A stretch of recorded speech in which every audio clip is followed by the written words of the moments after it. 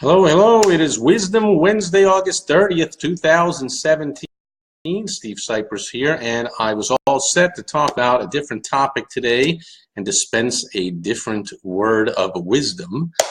And then I saw some yeehaw come on TV this morning, and I don't think it was the governor, and it was either Texas or Louisiana, so I don't think it were the governors or the mayors or something. I don't know who it was, but somebody proclaimed anyone selling anything that is price gouging is going to be prosecuted to the fullest extent of the law, $25,000 fine or whatever the hell nonsense it was. And then the pundit on this TV show agreed with him, said, yeah, price gouging, bad, why? So you have this, I mean, I just had to come on here and talk about it because they have this confluence of idiots. You have this, I mean, people really think this price gouging, somehow there's such a thing as price gouging. There's no such thing as price gouging. There's supply and demand. There's free markets. There's pricing strategy. So it's interesting that people look like, if I had a store open in Houston today and charged $5 for a bottle of water that I normally charge $2 for, that somehow I'm guilty of price gouging and should pay a $25,000 fine or something. Well, how about those same people a week ago who voluntarily went to a Houston Astros baseball game and paid $6 for that bottle of water because they're in the stadium? Or, God forbid, they went to a movie theater and paid $7 for the bottle of water and for 16 cents worth of popcorn.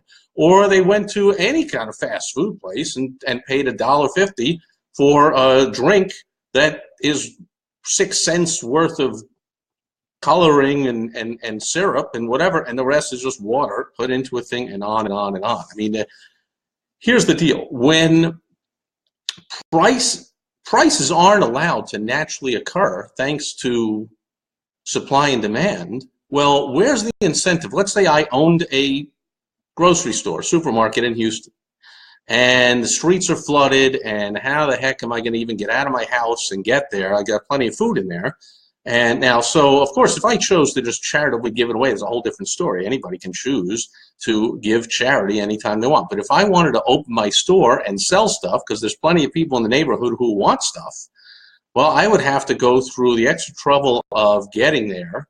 And who knows if I could get anyone to show up for work. Good luck to that. So what, I'm going to man the store myself somehow and open up, or guess what? I'd have to overpay people to show up, wouldn't I? And people that normally would show up for $10 an hour, I got to say, I'll give you $100 just to show up for 2 hours because I want to open the door. There's people that want stuff, they want food, they want water, and therefore, because I got to pay more money and it's going to cost more money for me to get there and open up the store, well, it makes sense that I'm going to raise the prices accordingly. Now, here's the deal.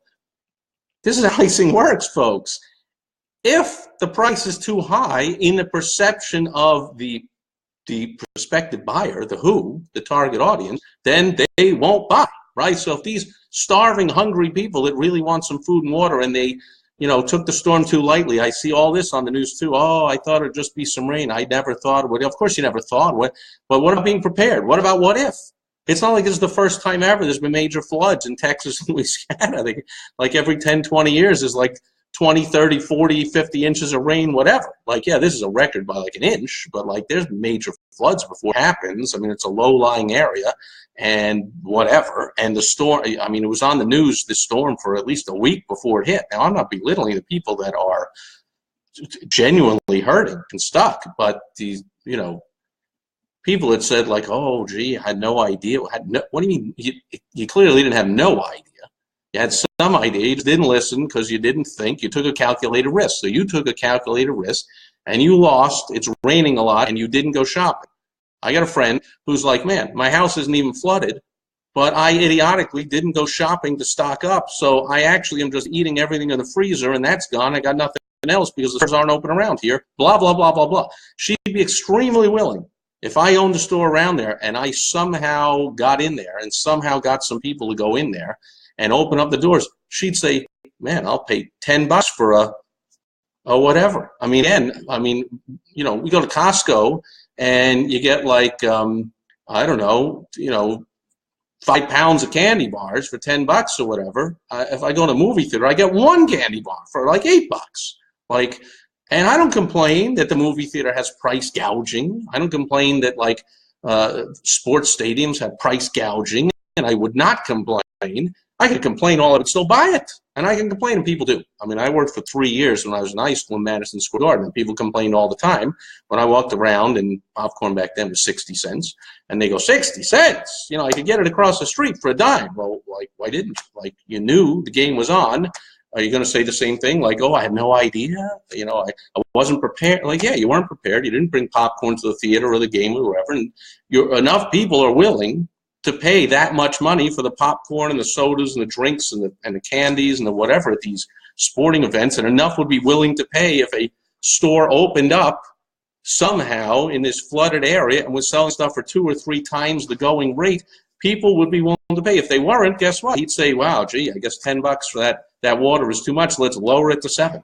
Well, people still aren't buying it. Let's lower it to $5.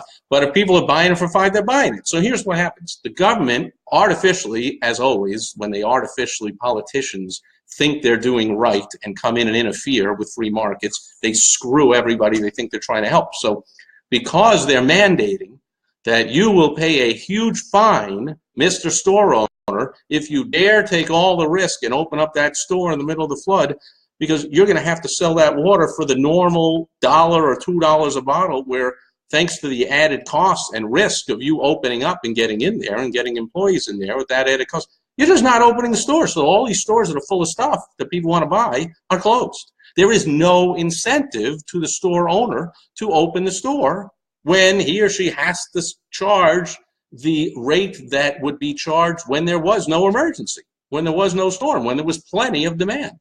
When there's gas stations open all over town, well, and do people complain? Like, one gas station has it for $2.40 and another's $2.45 and $2.48. How about you have on the highway? And you see gas, it's like 40 cents a gallon higher than you could have gotten it before you left, but you didn't get it before you left, so you have a choice. You're either going to pay that extra 40 cents a gallon on the highway, or you're going to get off the next exit, and then you find that the gas stations right at the exit are also charging 38 cents more a gallon.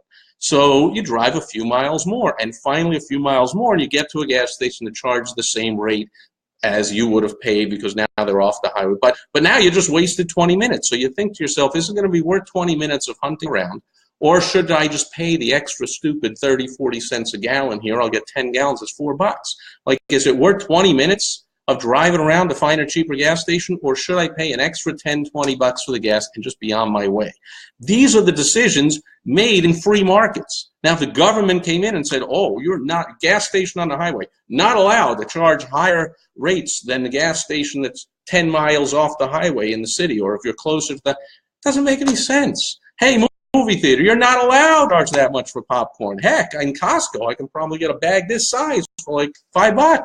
You're not allowed to charge $8 for a little thing of popcorn. You're not allowed. Government rules. It's price gouging. Like, cut the crap. So what happens is the stores don't open, and all this stuff in all these stores, all kinds of mattress stores full of mattresses not open, all kinds of sleeping bag and tent stores, and all kinds of food stores and anything, but lots of stuff people would want not open, and no incentive. And also no incentive for anyone to come in from out of town and rent a truck or get a big truck and fill it up with the stuff from their store 200 miles away somewhere where there's no flooding, and say, hey, you know, I can get double the price as I can get here for this stuff. So it's worth the extra gas and the rental of the truck to go there because I can get more money. But no, the government takes away all these free market decisions. So guess what? People do not flock in from out of town to sell their water and other supplies. The stores don't open. And so because of this anti-price gouging, what happens is there's a shortage of everything, and nobody can get their stuff. So thank you, government, for putting on this price gouging, thinking somehow it's a bad thing if you charge a price people are willing to buy for something. Because, again, if they're not willing to buy, you'd have to lower the price or not sell anything, which would be really stupid. I mean, if I went through all the risk and expense of opening my store in an emergency area, flooded area or something, and then I priced my stuff so high nobody bought anything, and I just looked at my watch after 8 hours and said, let's close up, and we sold nothing. We just lost a ton of money here. I paid all these people and turned on the lights, and I got all the way in here and risked my life. I could have driven into a sinkhole or whatever's on these highways. I see on the news people driving along and suddenly boom. Like, I took all that risk and wasted all this money, and because of my stupid pricing it too high, I lost. That's the way it works, folks. It's called the free market. So hopefully before the 8 hours was up, and I think so, because business owners are really smart, he would say, let's lower the price here, or let's use one loss leader and put a sign out front that says water for $1, and then we'll double the price and everything else.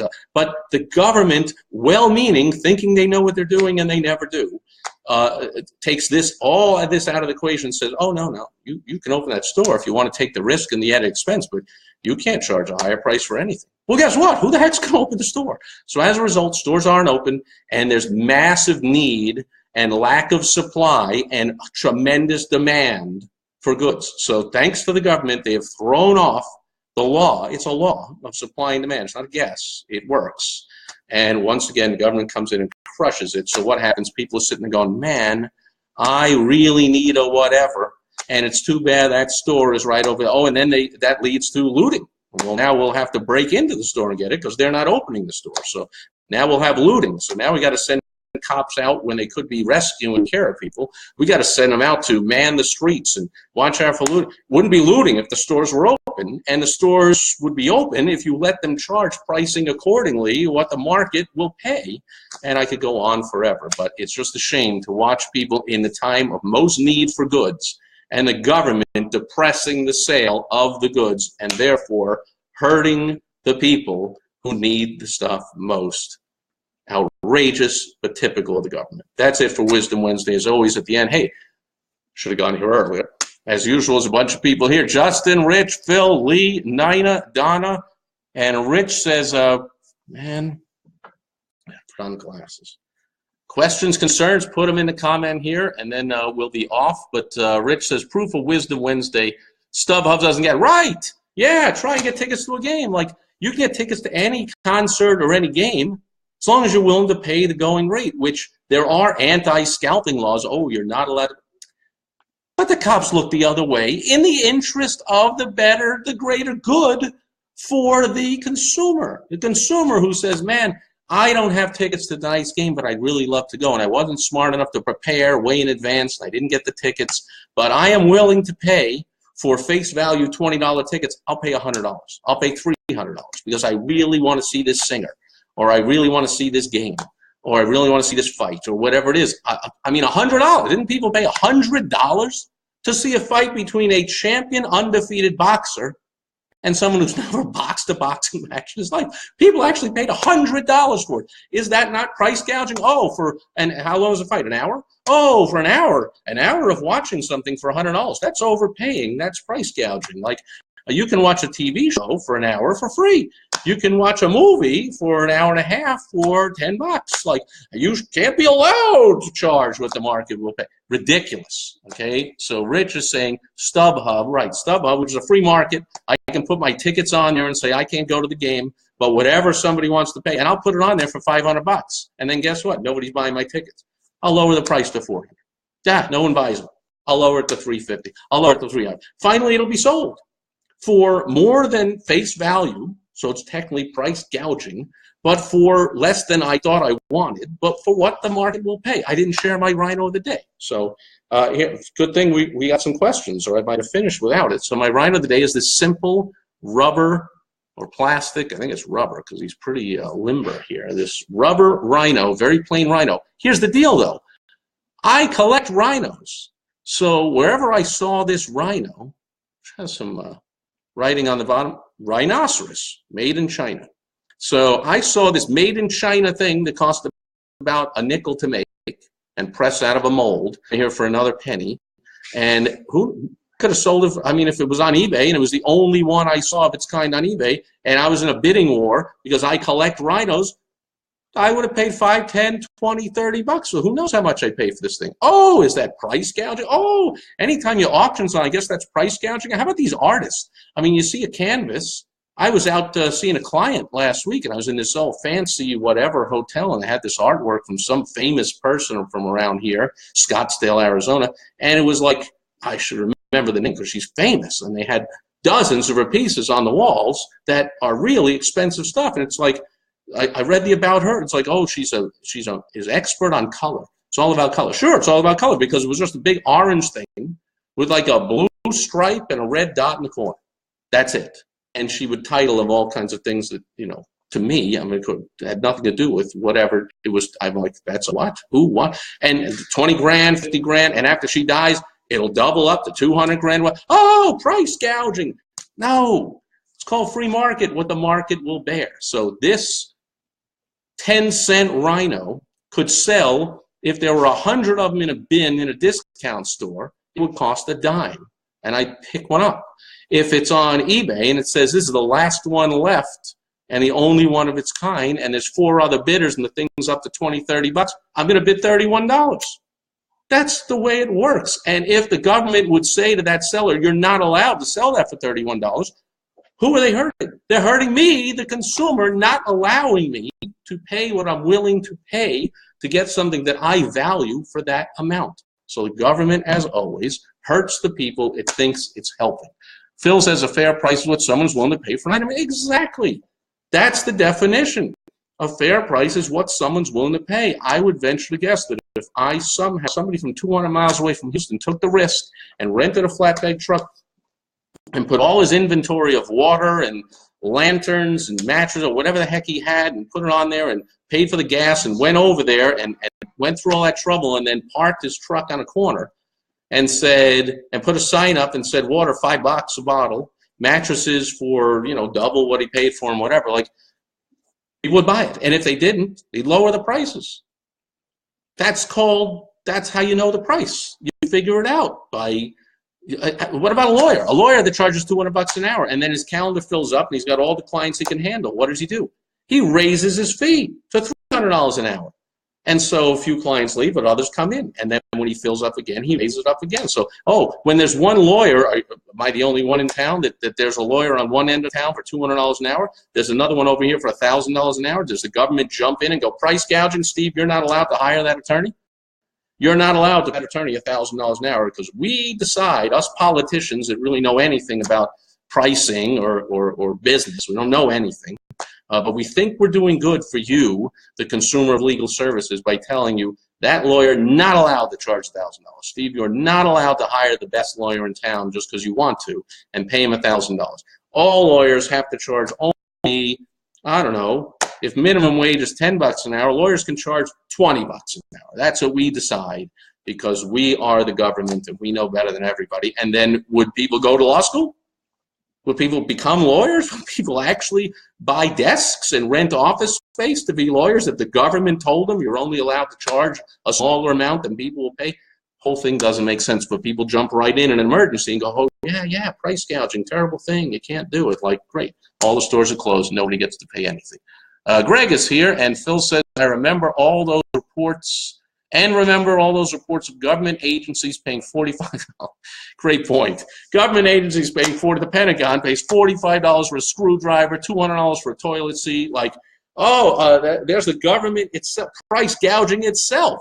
So should whoever the Pentagon bought that $300 hammer from go to jail for selling a hammer to the Pentagon for $300? No, the Pentagon was willing to pay $300. Our government, your tax dollars, was willing to pay that money.